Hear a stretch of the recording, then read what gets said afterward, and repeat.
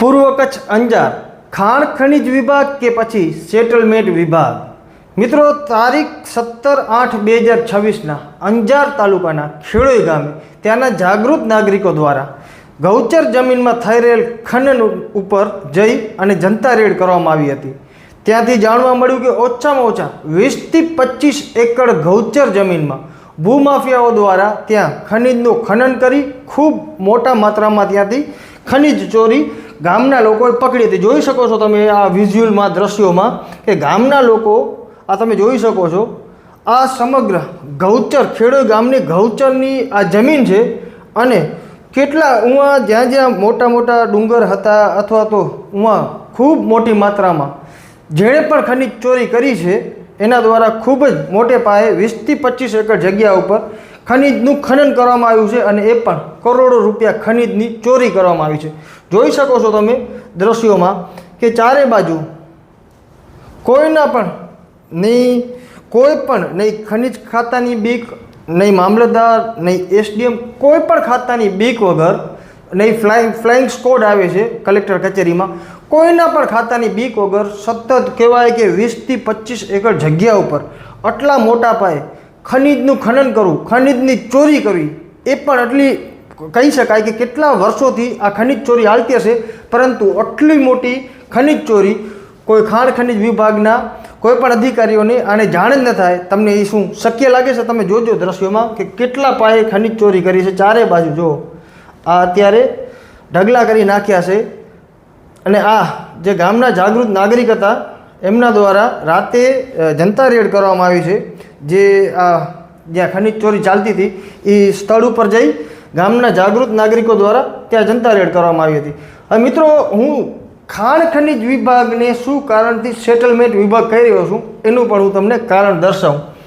ખાણ ખનિજ વિભાગના માનીતા કહી શકાય પત્રકાર સુધી એમના દ્વારા આ પ્રેસ નોટ 17/8/2026 રોજ મોજે ખેડોઈ તારીખ અંજાર ખાતે ભૂશાસ્ત્રી શ્રી અંજાર પૂર્વ કચ્છ તથા મામલતદાર શ્રી અંજારની સંયુક્ત તપાસ ટીમ દ્વારા ખેડોઈ ગ્રામજનો દ્વારા કરેલ જનતા રેડ મુજબ તથા જિલ્લામાં ગેરકાયદેસર ખનિજના ખનન, વહન અને સંગ્રહ ન થાય તેના ભાગરૂપે તારીખ 17/8/2026 રોજ મોજે ખેડોઈ તારીખ અંજાર ખાતે કરવામાં આવેલ તપાસ દરમિયાન બ્લેક ટ્રેપ ખનિજના બિન અધિકૃત ખનન વહન સબબ કુલ 2 ટ્રેલર તથા એક એક્સ્કેવેટર મશીનની અટકાયત કરી સીઝ કરી ગુજરાત ખનિજ ગેરકાયદેસર ખનન વહન સંગ્રહ નિવારણ નિયમ 2017 મુજબ આગળની કાર્યવાહી હાથ ધરેલ છે.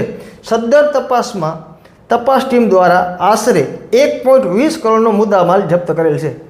હવે મિત્રો, આ પ્રેસ નોટ જે કહી શકાય ભૂસ્તર શાસ્ત્રીશ્રીની કચેરીમાંથી આ પ્રેસ નોટ મૂકવામાં આવેલી છે. હવે મિત્રો, 20 થી 25 એકર ગૌચર જમીન ઉપર આટલા મોટા પાયે ખનન કરવામાં આવ્યું, કરોડો રૂપિયાની ખનિજની ચોરી કરવામાં આવી અને આ પ્રેસ નોટ શું મૂકે છે અધિકારીઓ તમે જુઓ.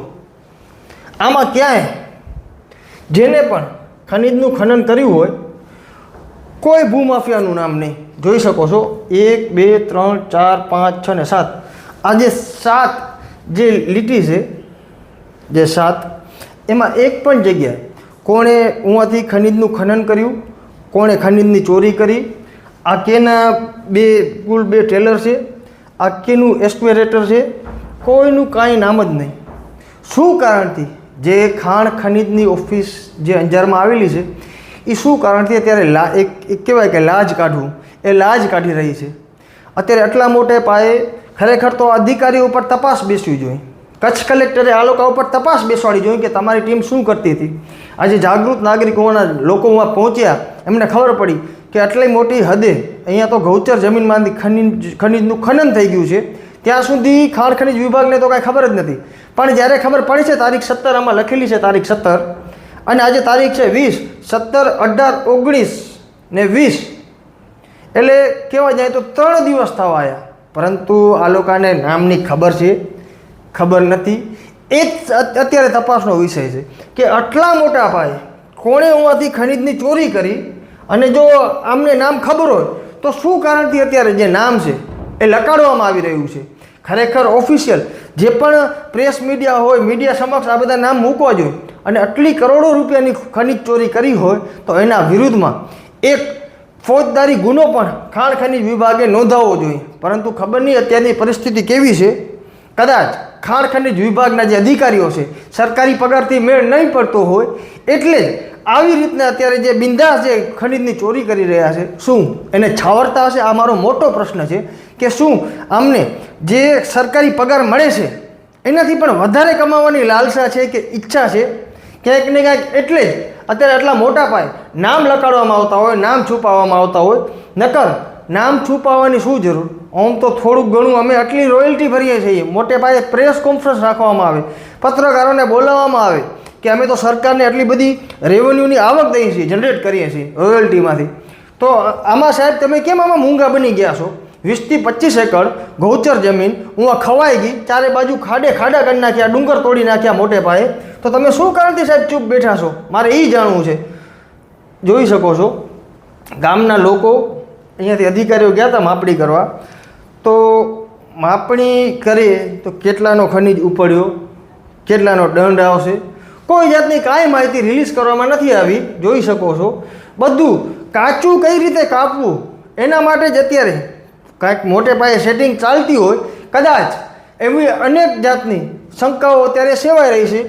બાકી આ જોઈ શકો છો તમે કેટલે પાયે ચારે બાજુ ગૌચર જમીન પૂરી કરી નાખી છે આખી. હવે આ ગાય માટે સરકારે નિયમ કરેલી ગૌચર જમીન જે કદાચ દુષ્કાળ પડે કે કાંઈ પણ પડે તો અહીંયા થોડોક વરસાદ આવે તો કાંઈક ગાય એમાંથી ભરણ પોષણ કરી શકે. પરંતુ ના, આ જે અધિકારીઓ છે જે મૂંગા બેસી ગયા છે, આટલા મોટા મિત્રો હું આ ડુંગર હતા જોઈ શકો છો, આ હાઈટ આ કેટલે નીચે સુધી ખનિજનું ખનન કરી નાખ્યું છે. ત્યાં સુધી શું ખાણ ખનિજ વિભાગને ખબર ના પડે? ખરેખર હું કચ્છ કલેક્ટરને એક વખત કહું છું કે જેટલા પણ ખાણ ખનિજ વિભાગના અધિકારીઓ છે ને એના ઉપર એક તમે તપાસ બેસાડો કે એમના પાસે જે સંપત્તિ હોવી જોઈએ એના કરતાં કેટલી સંપત્તિ વધારે છે એમના પાસે. તો જ આ ખાણ ખનિજ વિભાગ અત્યારે જે છે એ ચુસ્તપણે પોતાનું કામ કરે. ખાણ ખનિજ વિભાગ પાસે સરકારે આપેલી બોલેરો ગાડી છે, ક્યાંય પણ જવું હોય તો એસી ગાડીમાં બેસી ડીઝલ પણ સરકાર ભરાવી દે છે. ફક્ત પોતાની ડ્યુટી ઈમાનદારીથી કરવાની છે, પરંતુ એ ડ્યુટી ઈમાનદારીથી નથી થતી. ક્યાંક ને ક્યાંક ભૂમાફિયાઓને ખાણ ખનિજની ટીમ માથે રહીને છાવરતી હોય એવા અનેક આક્ષેપો ગામ દ્વારા કરવામાં પણ આવ્યા હતા.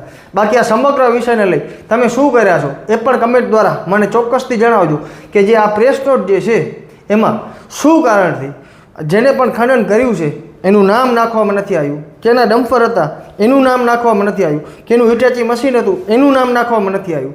તો પછી આ છાવરું નથી તો આ શું છે? બાકી આ અંજાર ખાતાની જે ખાણ ખનિજની ટીમ છે શું એ ખરેખર સેટલમેન્ટની ટીમ છે? એમાં પણ મને કમેન્ટ દ્વારા ચોક્કસથી જણાવજો. જગદીશ દાફડા સાથે નીરવ ગોસ્વામી, સ્વતંત્ર સમાચાર, અંજાર, કચ્છ, ગુજરાત.